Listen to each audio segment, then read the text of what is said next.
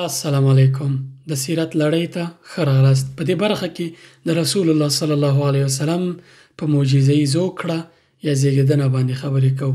څنګه رسول الله صلی الله علیه وسلم د عبدالله ابن عبدالمطلب په کور کې پیدا شو.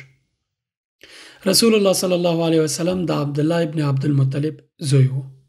د ټوله شجره چې د چا زوی و د لړۍ تر کومه ابراهیم علیه السلام ته رسیږي. د ابراهیم علیه السلام په اولاده کې اسماعیل علیه السلام او بیا د هغه په اولاده کې رسول الله صلی الله علیه وسلم پیدا شوی دی. دا لړۍ په بله برخه کې مې خبرې کړي، هلته دا لړۍ تعقیبولی شئ. د همدې د سیرت د دغه لړۍ په یوه برخه کې شته دی. زه یې لینک په کمنټ کې هم تاسو ته اچوم او تاسې کولی شئ په دغه لړۍ کې نورو برخو کې هغه ولټوئ چې رسول الله صلی الله علیه وسلم د کومې شجرې له لارې د کوم نسب یا د نسب د سلسلې له لارې ابراهیم علیه السلام ته سلسله رسیږي. رسول الله صلی الله علیه وسلم د عبدالله ابن عبدالمطلب زوی و. د عبدالمطلب زوی عبدالله شاوخوا 20 کلن یا 22 کلن و چې د مکې په کلیو کوڅو کې به ګرځېدو نو دی ډېر نوراني و. نجونو به دته د واده وړاندیز کوه. د ده په مخ کې یو ځانګړی نور و. دی به ګرځېدو، خلکو به ورته نجونو به ورته د مکې وړاندیز کوه چې ما سره واده وکړه، خو ده به دا دلیل و چې نه، زه د خپل پلار په خوښه واده کوم. پلار یې ورته عبدالمطلب د بیبي آمینې په نوم یوه نجلۍ چې شاوخوا 13 کاله وه، تاریخ ویلي شاوخوا 13 کاله وه، هغې سره ورته واده وکړ. له واده 4 ورځې تېرې وې چې عبدالله په یو تجارتي سفر باندې له یوه کاروان سره شام ته چې اوسنی وخت کې سوریه او ځینې نورې برخې دي سوریې ته لاړ. هلته څه موده و. بیرته د راستنېدو پر وخت عبدالله په یثرب کې چې اوسنی مدینه ده، دلته د خپلو خپلوانو ځینې روایتونو کې راځي چې خالاګانې وې او ځینو کې راځي چې د عبدالمطلب مور وه چې د هغه نیا کېږي، هلته تم شو. کاروان ته یې ویل تاسې لاړ شئ، زه به دلته خپلوانو کره تم شم، چې کله روغ شوم زه تاسو پسې درځم. کاروان راغی مکې ته. بیبي آمینه په تمه ده چې خپل میړه ته د میندوارۍ زیری ورکړي چې زما ماشوم کېږي. کله چې کاروان راغی ګوري چې عبدالله پکې نشته.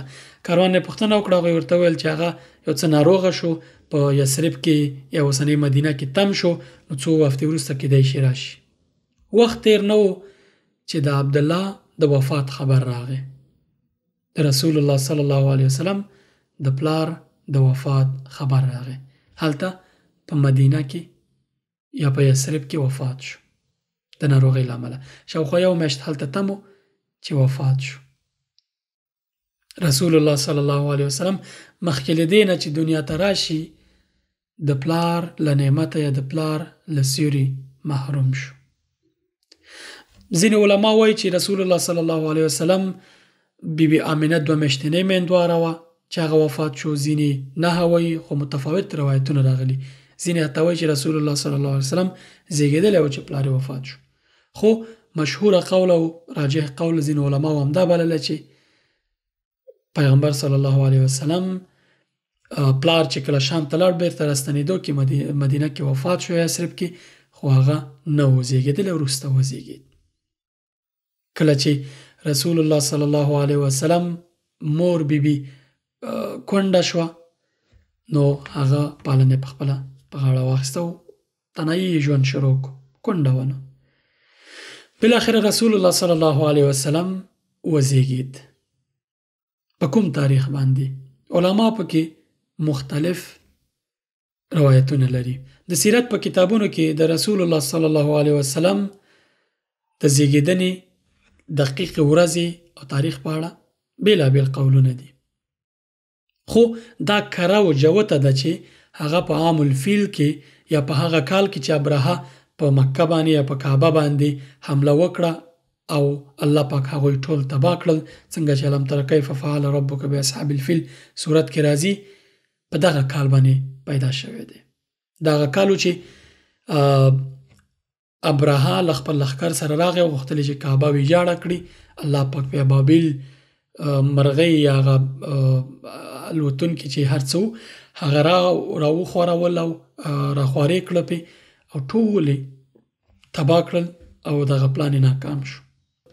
پخوا وخت کې عربانو تقویم یا دغه کلندر نه درلود، کلونه ورته نه معلوم میاشتې ورځې، بلکې دا د عمر رضی الله عنه په وخت کې هغه ویل چې دا ضرورت دی، هغه د اسلامي دغه قمري تقویم جوړ کړ.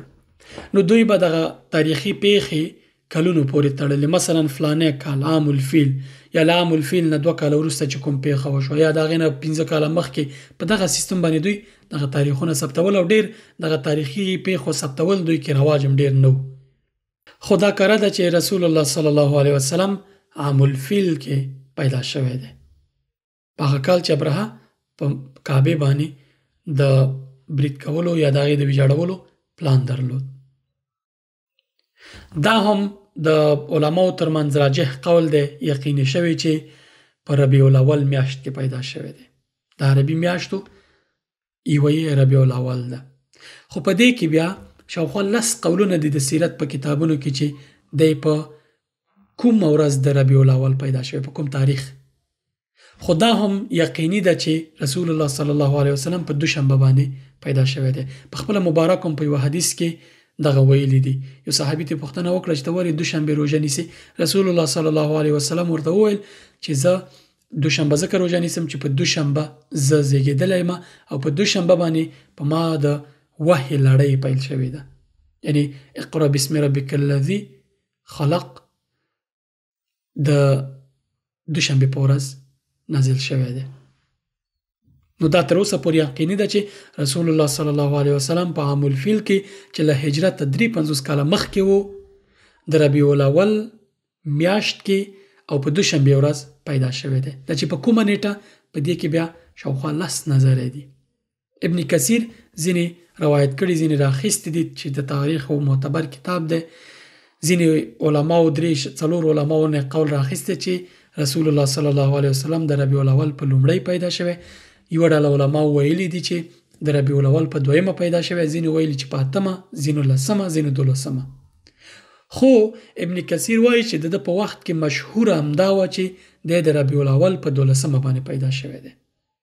او دا د ابن اسحاق قول دی چې د سیرت یو معتبره سرچینه ده چې لومړنیو مهمو معتبرو کتابونو کې د سیرت د ابن اسحاق کتاب راځي چې سیرت را ټول کړي او د رسول الله صلی الله علیه وسلم ته نږدې وخت کې چې ډیر وخت نه کیږي، هغه ته نږدې وختونو کې هغه د سیرت را ټول کړي. هغه ویلي چې رسول الله صلی الله علیه وسلم په 12 د ربیع الاول باندې پیدا شوی دی. نو چې خلاصه کړم، رسول الله صلی الله علیه وسلم په عام الفیل کې د هجرت نه 53 کاله مخکې ربیع الاول په 12مه باندې د دوشنبه په ورځ پیدا شوی دی. همدا مشهور قول دی او ډیر منل شوی دی ځکه چې ابن اسحاق د سیرت معتبره سرچینه ده دغه کتاب. نو رسول الله صلی الله علیه وسلم د بیبي آمنه په کور کې پیدا شو. د مبارک چې کله پیدا کېدو په خپل ویلي چې زما د مور له بدن نه یو رڼا خپره شوله تر شامه پورې. شام په اسلامي تاریخ کې مهم حیثیت او مهم رول لري چې فلسطین هم پکې واقع ده، مبارک ځمکه ده. الله پاک مبارک یاد کړی ده، سبحان الذي اسرى بعبده ليلا من المسجد الحرام الى المسجد الاقصى الذي باركنا حوله. یعنی دا ټول سیمه الله پاک مبارک کړی ده. دغه مسجد الاقصی په خاطر باندې او دغه سیمه ټوله ځانګړی اهمیت لري. نو دغه رڼا چې خبره شوې ده الله پاک په حکمت خپويږي، حتما د شام په اهمیت او په دغه باندې دلالت کوي چې اسلام بلدي ځای کله چې دغه اسلام د عربو له جغرافیې ووتو له مکې او نورو ځایونو لومړی ځای چې فتح شو همدغه شام سیمې وي. شام باندې عمر رضی الله عنه په خپل خلافت کې لښکرکشي وکړه او هغه ځای فتح کړ. نو الله پاک په حکمت خپويږي. عبد الله چې کله د رسول الله صلی الله علیه وسلم پلار چې کله واده کو مخکې له واده نه د په مخ کې نورو چې د مکې نجونو به دغه نور لیدلی و د ته به وړاندیز کوو چې ما سره واده وکړي. ډېر نوراني څېره وه. خو کله چې واده وکړ دا نور بیا په څېره کې نه و چې دا ځینو روایتونو کې راغلي دي. بیا به د مکې نجونو عبدالله ته ویل چې هغه نور دی اوس مخکې نشته. دغه نور د رسول الله صلی الله علیه وسلم نور و چې له هغې نه بیبي امینې ته او بیبي امینې نه بیا نړۍ ته راغی رسول الله صلی الله علیه وسلم او دغه نور انتقال شو.